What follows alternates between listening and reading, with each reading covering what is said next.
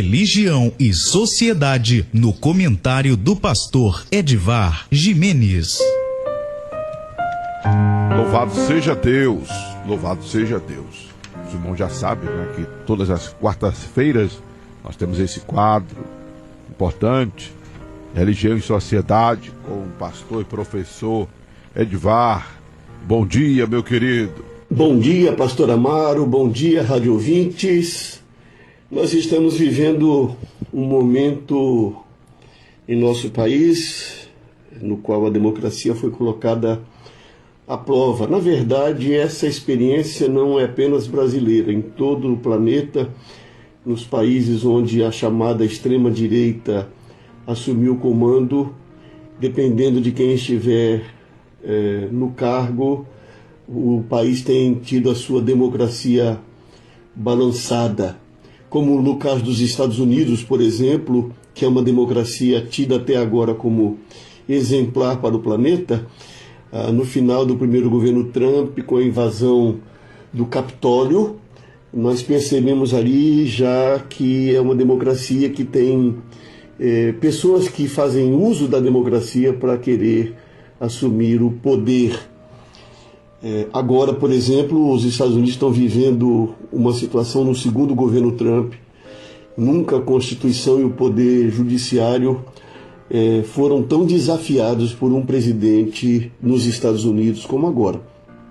No Brasil, nós acompanhamos o que aconteceu em janeiro de 2023 e agora nós estamos acompanhando como se fosse uma espécie de Big Brother, não é? Estamos acompanhando o STF recebendo denúncias feitas pelo Ministério Público Federal e processando ou iniciando o processo contra os participantes dessa tentativa de golpe. Centenas de pessoas têm sido condenadas por atentar contra a democracia. Recentemente o STF aceitou a denúncia contra o primeiro escalão da tentativa de golpe, formado pelo ex-presidente Jair Bolsonaro e diversos generais reformados e outros militares. Agora, nessa semana, nós estamos vendo o Ministério Público Federal apresentar denúncias contra um grupo de pessoas que está sendo chamado de segundo escalão da tentativa de golpe à democracia brasileira, e ainda se fala daqueles que financiaram, né, que participaram, que seriam os empresários que participaram, ou pessoas que participaram doando dinheiro para que as coisas acontecessem. Enfim, esse é o momento que nós vivemos de instabilidade. A democracia, alguém já disse que ela é o pior modelo de governo que existe, mas ainda não se encontrou ou não se criou outro melhor. O fato é que a nossa democracia é apenas uma democracia jovem e ela necessita de aperfeiçoamento, porque democracia não é só o direito de eleger representantes. Democracia, por exemplo, é ter partidos que internamente eles são democráticos e são abertos à participação popular. Democracia é ter partidos com ideais claros e não apenas uma máquina corrupta de gerenciamento de dinheiro público em favor dos seus dirigentes. Democracia é ter partidos cujos eleitos para as assembleias legislativas efetivamente representem os interesses da população e não só os seus próprios interesses. A democracia é o direito à dignidade de vida para todos os cidadãos e não apenas para uma elite detentora do poder político e econômico. Democracia é o direito de acesso à informação, especialmente a informação de como os recursos públicos são aplicados. É necessário que nós tenhamos acesso fácil a essas informações. Eu diria ainda que democracia é a aplicação dos recursos públicos naquilo que promove o bem geral, e não como está ocorrendo, por exemplo, com o chamado orçamento secreto, cujo dinheiro, segundo as investigações da Polícia Federal, está sendo distribuído entre alguns políticos corruptos. e seus aliados. Então observe que democracia, a democracia não é só eu poder eleger vereadores, deputados, senadores e presidente da República, mas democracia é você poder participar efetivamente daquilo que é do interesse público.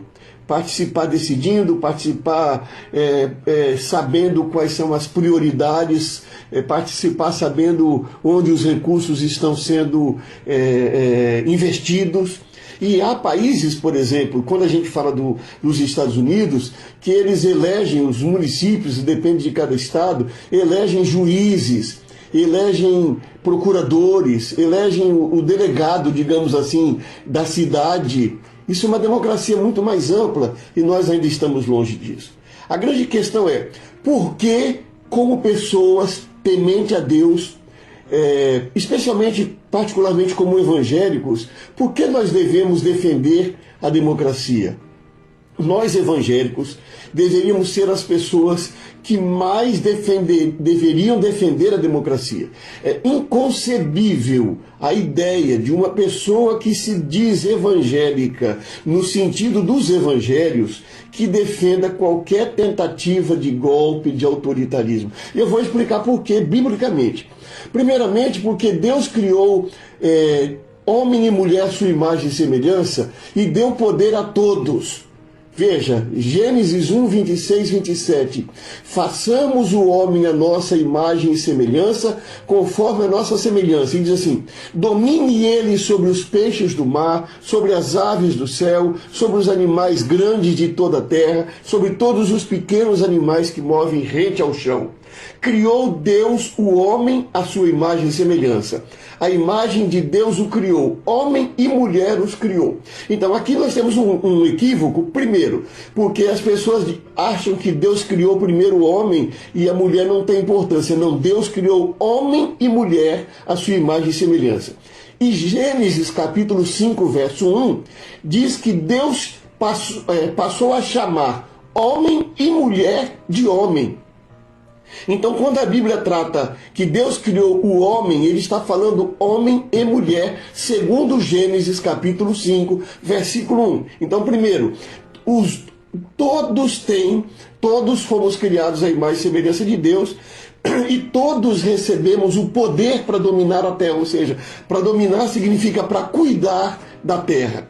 A segunda questão que nós temos que ver é que a palavra diz que em Cristo não há discriminação. Diz assim, antes que viesse esta fé, estávamos sob a custódia da lei, nela encerrados, até que a fé que haveria de vir fosse revelada. Assim a lei foi o nosso tutor, até Cristo, para que fôssemos justificados pela fé. Agora, porém, tendo chegado à fé, já não estamos mais sob o controle do tutor. Todos vocês são filhos de Deus mediante a fé em Cristo Jesus. Pois em Cristo foram batizados, de Cristo se revestiram. Não há judeu, nem grego, nem escravo, nem livre, nem homem, nem mulher, pois todos são um em Cristo Jesus. Então, em Cristo não há discriminação entre classes sociais, entre cor, entre poder aquisitivo, entre questão de gênero, não há discriminação. Nós vemos então aí que nós temos que respeitar o princípio da autoridade. O princípio da autoridade foi instituído por Deus, mas a pessoa que ocupa cargo de autoridade, ela não foi escolhida por Deus, ela foi escolhida pelas pessoas. Por isso que numa democracia a maior autoridade é o povo, mas o povo manifesta a sua autoridade não através de voluntarismo de cada pessoa, mas através das leis que foram criadas por pessoas eleitas pelo povo. Se nós não estamos satisfeitos, devemos trabalhar para mudar as leis, eleger pessoas comprometidas com a democracia, com o bem-estar de todos, independente de religião, de cor ou qualquer outra coisa. Então, primeira questão que nós temos que deixar claro isso, é que a nossa democracia se baseia no fato de que Deus criou os seres humanos à sua imagem e semelhança, de que em Cristo não há discriminação, de que porque a autoridade é princípio de Deus, mas as pessoas que ocupam o cargo de autoridade, elas são eleitas pelas pessoas. Nós cremos no sacerdócio individual de cada crente. Cada pessoa tem acesso direto a Deus, sem intermediário. Jesus, no capítulo 16 de João, ele diz assim: nesse dia vocês pedirão em meu nome, não digo que pedirei ao Pai em favor de vocês, pois o próprio Pai os ama, porque vocês me amaram e creram que eu vim de Deus. Então, nós temos acesso direto a Deus porque Deus nos ama, disse Jesus. Eu quero então dizer, terminando essa reflexão, que você, rádio ouvinte, tem o direito de escolher sua ideologia, seu candidato livremente. E se você é cristão, você faz essa escolha à luz do Evangelho de Jesus Cristo. Pastor, padre, pai de santo, não tem autoridade para definir por você o que é melhor para a sua vida e para o país. Você deve fazer suas escolhas com base no amor, na justiça, na verdade, na honestidade, na solidariedade, na compaixão, que são valores do reino de Deus. Lute pela democracia, combata qualquer tipo de ditadura ou autoritarismo, pois isso é coerente com os ensinamentos do Evangelho de Jesus Cristo. Que Deus nos ilumine na preservação e no aprofundamento da qualidade da nossa democracia. Muito obrigado, meu querido professor e pastor Edivar Gimenez, aqui no quadro Religião e Sociedade.